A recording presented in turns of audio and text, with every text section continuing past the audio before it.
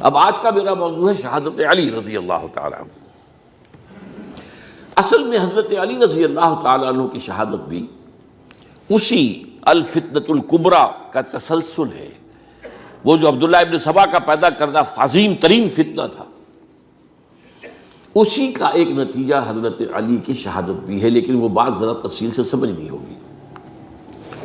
اور اس کے لیے میں ممنون احسان ہوں، حال ہی میں ایک کتاب چھپی ہے، ڈاکٹر سید رضوان علی ندوی، وہ محقق ہیں تاریخ کے، انہوں نے بڑی تاریخی تحقیق کے بعد جو باتیں بیان کی ہیں وہ میں آپ کے سامنے رکھ رہا ہوں۔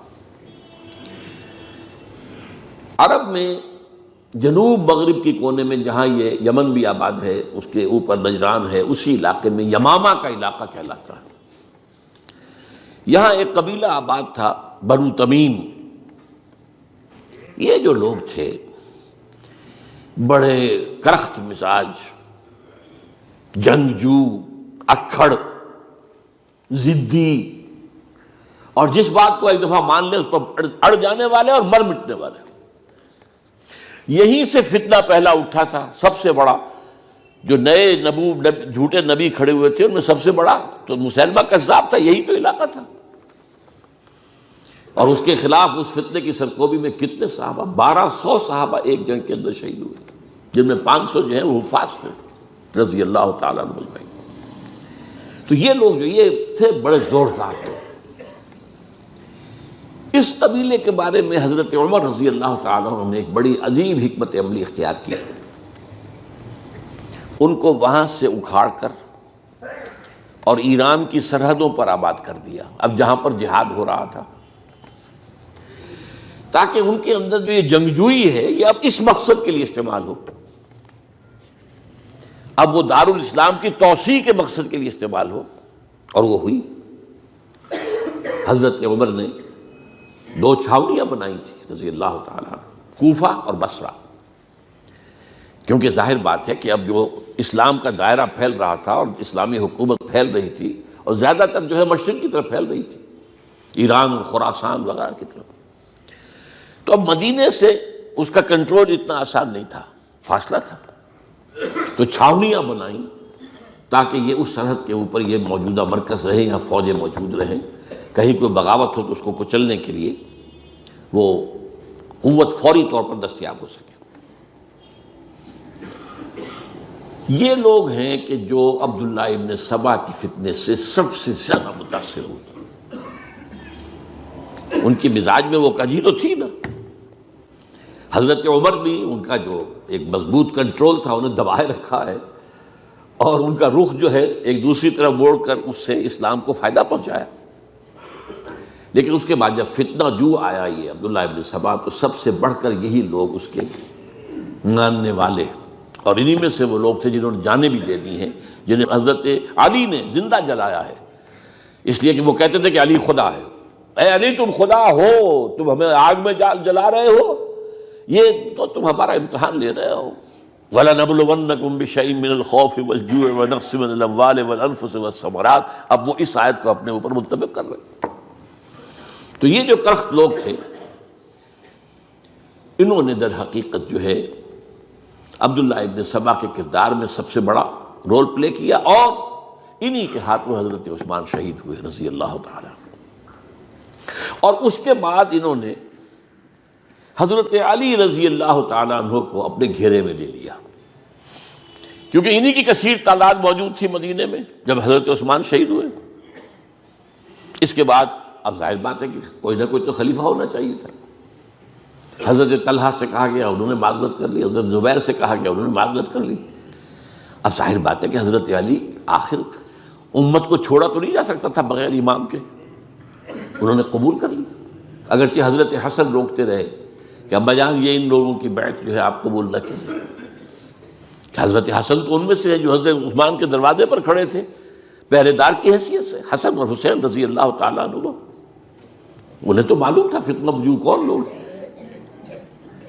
اس کے بعد حضرت علی رضی اللہ تعالیٰ عنہ نے اسی حکمت سے، جس حکمت کے تحت حضرت عمر نے یہ چھاونیاں آباد کی تھی، دارالخلافہ بھی مدینے سے کوفہ منتقل کر دیا، تاکہ پورے عالم اسلام کو کنٹرول کیا جا سکے اس مرکز کے ساتھ۔ اس کا نتیجہ یہ نکلا کہ اب گویا کہ حضرت علی کے گرد ان لوگوں کا گھیراؤ مکمل ہو۔ کوفے میں یہی تو آباد تھے، کوفی یہی تو تھے، حضرت عمر نے انہیں لا کے یہاں آباد کیا تھا۔ جب حضرت علی نے کوفے کو اپنا دارالخلافہ قرار دیا تو گویا کہ ان کا پھر عمل دخل بہت بڑھ گیا۔ ایک طریقے سے یوں کہا جا سکتا ہے کہ انہوں نے اب حضرت علی رضی اللہ تعالیٰ عنہ کو اپنے محاصرے میں لے لیا۔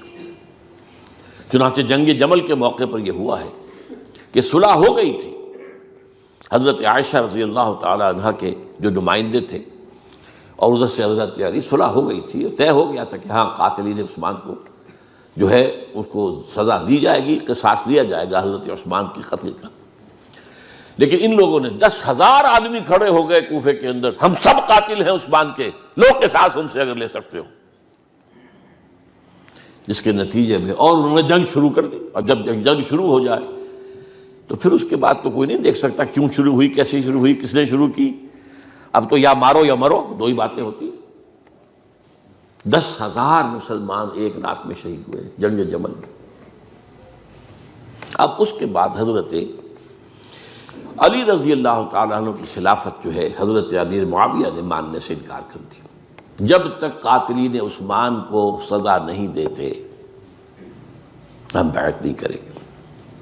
یہ نہیں کہ دعویٰ کیا ہو کہ میں خلافت کا حقدار ہوں، یہ نہیں، لیکن یہ کہ آپ کو ان کو سزا دینی چاہیے۔ اب یہ تھا وہ مخمصہ جس میں حضرت علی رضی اللہ تعالیٰ عنہ وہ فرماتے تھے تم میرا ساتھ دو تو میں ان قاتلین عثمان سے سزا جو ہے ان کو سزا دے سکتا۔ ادھر انہیں پتا تھا کہ میں سرنڈر کرتا ہوں تو مجھے علی تک تو پہنچنے کوئی نہیں دے گا، راستے میں ختم کر دیں گے رضی اللہ تعالیٰ عنہ۔ تو یہ پیچ تھا ایک جو ایسا پڑا ہے۔ اب اس میں جب حضرت معاویہ اور حضرت علی کے مابین فیصلہ کن جنگ ہوئی، جنگ صفین جسے کہتے ہیں،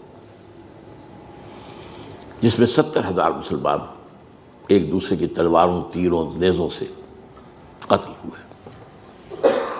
اس موقع پر حضرت معاویہ کی طرف سے ایک آفر آئی، قرآن مجید کو نیزے پر اٹھا کر لوگوں نے کہا کہ یہ خونریزی بند کر دو، ہم قرآن کا فیصلہ ماننے کو تیار ہیں۔ حضرت علی دیکھ رہے تھے کہ یہ اصل میں میری فتح کو شکست سے بدلنے کا پروگرام ہے، تقریباً فتح میری ہو چکی ہے، لیکن یہ جو طبقہ تھا یہ انہوں نے کہا نہیں بڑی ٹھیک بات کہہ رہے ہیں، وہ مانیے ان کی بات، جنگ بند کی۔ انہوں نے ہی یہی لوگ تھے جنہوں نے مجبور کیا حضرت علی کو کہ وہ تحکیم پر رضامند ہو جائے۔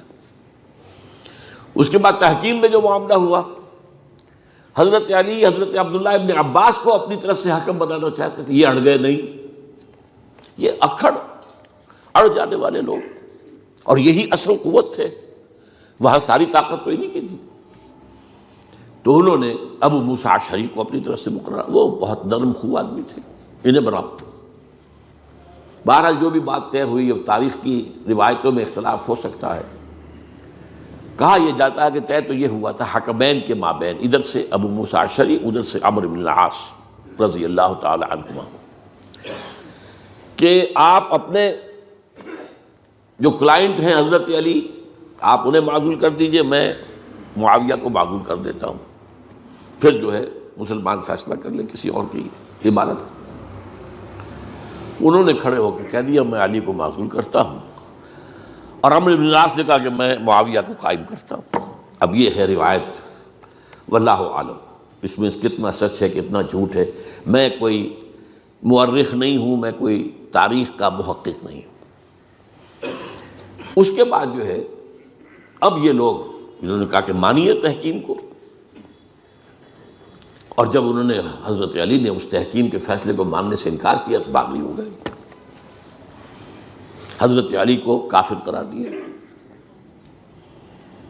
اور جا کر ایک جگہ پر حرورہ ایک جگہ تھی وہاں پر جا کے جمع ہو گئے، جتھا بندی کی بہت بڑی طاقت پر وہاں کری۔ انہوں نے طے کیا کہ علی بھی کافر ہو گیا، معاویہ بھی کافر ہو گیا، عمرو بن العاص بھی کافر ہو گئے، سب کافر ہیں۔ حضرت علی کی طرف سے ایک گئے سفیر ان سے بات کرنے کے لیے، تو انہوں نے کہا تم ہی نے تو کہا تھا کہ تحکیم کو تسلیم کرو، کہ ہاں ہم نے گناہ کیا تھا، کفر کیا تھا، ہم توبہ کی ہم نے۔ اگر علی بھی مان لے کہ میں نے مان کر کفر کیا تھا، اب میں توبہ کرتا ہوں، تو ہم ان کی بات مان لیں گے۔ اب حضرت علی اس طرح کا جھوٹ کیسے بولتے ہیں؟ انہوں نے تو کوئی کفر نہیں کیا تھا۔ بہرحال انہوں نے پھر بھی نرمی برتی کہ دیکھو اگر تم کوئی خونریزی نہیں کرو گے، فساد نہیں مچاؤ گے، تو میں تمہیں کچھ نہیں کہوں گا۔ لیکن وہ اپنی ان شرارتوں سے بعد نہیں آئے۔ تو پھر تیسری جو بڑی جنگ ہوئی ہے ان جنگوں میں، جنگ نہروان کہلاتی ہے، حضرت علی کی جنگ خوارج کے ساتھ، جس میں 4000 خارجی جو ہے وہ قتل ہوئے۔ اور یہ بات اب آپ نوٹ کر لیجئے کہ یہ لوگ جیسا کہ اکھڑ بھی تھے لیکن اپنی بات پر ڈٹ جانے والے تھے، لیکن ساتھ ہی دیندار بھی تھے، نمازی اور روزے دار بھی تھے۔ یہ اس طرح کے لوگ نہیں تھے کہ جو فاسق اور فاجر ہو، بس یہ مزاج کا ایک ہے، جو بات دل میں بیٹھ گئی اڑ گئے۔ تو یہ اصل میں انہوں نے پھر فیصلہ کیا کہ اور تو ہمارے بس میں اب کچھ نہیں ہے، ان تینوں کو قتل کر دیا جائے، علی کو بھی اور معاویہ کو بھی اور عمرو بن العاص کو بھی۔ تو ایک جگہ ان کی سازش ہوئی، 3 آدمی معین ہو گئے، ایک ہی وقت کا طے فیصلہ ہو گیا، فلاں تاریخ کو فجر کے وقت تم جاؤ، وہ تم کوفے کی جامع مسجد میں، جب علی نماز جماعت کرا رہے ہو خنجر مارو انہیں۔ اور یہ اس کا نام ابن ملجم تھا، خارجی، یہ وہی لوگ بنو تمیم کے لوگ۔ دوسرا جو تھا وہ دمشق میں حضرت معاویہ کو قتل کرنے شہید کرنے کے لیے پہنچ گیا۔ تیسرا مصر پہنچ گیا حضرت عمرو بن العاص کو۔ اب یہ بات اللہ کی طرف سے ہے، یہ تو اس کی مشیت ہے، اس کا فیصلہ ہے۔ حضرت علی پر وار کارگر ہوا، آپ شہید ہو گئے۔ حضرت معاویہ پر وہ وار ذرا اوچھا پڑا، زخمی تو ہوئے لیکن آپ کی جان بچ گئی۔ عمرو بن العاص اس روز مسجد میں کسی معذوری کی وجہ سے، عذر کی وجہ سے فجر میں آئی نہیں سکی، لہذا حضرت علی کی شہادت ہو گئی۔ اب یہ ہے اصل پس منظر، کن لوگوں نے کیا شہید، اصل میں وہ سمجھ لینے کی بات ہے۔ یہ خوارج نے شہید کیا، لیکن خوارج کا فتنہ سبائی فتنے ہی کا آف شوٹ ہے، اسی کے ذیل میں ہے، اسی کی ایک شاخ ہے، اسی کا ایک نتیجہ ہے۔ یہ خوارج جو ہے بعد میں بھی ان کی مسلسل جو ہے وہ جنگیں رہی ہیں۔ بہرحال اس صورتحال کو یہ سمجھ لیجئے کہ یہ خلفائے ثلاثہ رضی اللہ تعالی عنہ، حضرت عمر شہید، عثمان شہید، علی شہید۔ عجیب بات ہے کہ تینوں کا نام عین سے شروع ہوتا ہے، عمر عین سے، عثمان عین سے، علی عین سے، تینوں شہید ہوئے ہیں۔ لیکن یہ کہ یہ ہے تاریخی پس منظر۔